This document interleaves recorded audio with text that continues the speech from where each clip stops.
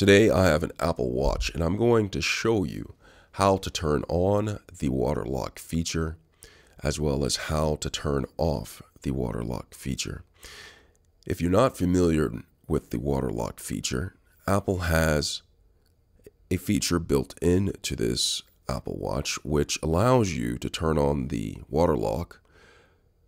Turning on the water lock prevents you from touching the screen accidentally and making certain selections, as well as when you're underwater. Sometimes the water itself can actually make certain selections because of the water's close proximity to the screen.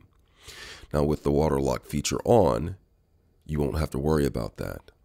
Also, I'm going to show you how to turn the water lock feature off. And when you turn off the water lock feature, you're able to access the touch screen and buttons again, as well as with the water lock feature off, it actually ejects water from the speaker canal. So with that being said, let's go ahead and go through the water lock. In order to turn it on, I'm going to look to the side of the Apple Watch, and you see this button in the lower corner right here. I'm going to press that. And when I press it, it brings me up to the screen. And while on the screen, I'll just scroll down until I get to this water drop right here. Do you see that water drop?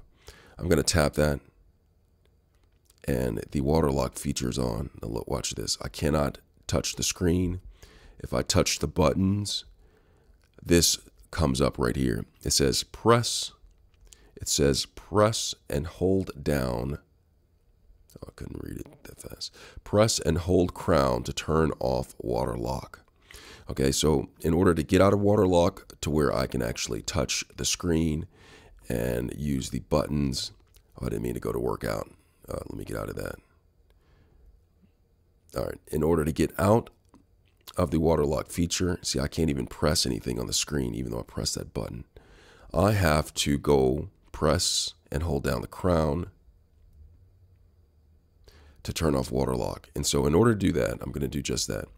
This is the crown right here. I'm going to press and hold it down. And watch what happens when I press and hold it down. It will not only come out of the water lock, but you may even hear a little bit of vibration.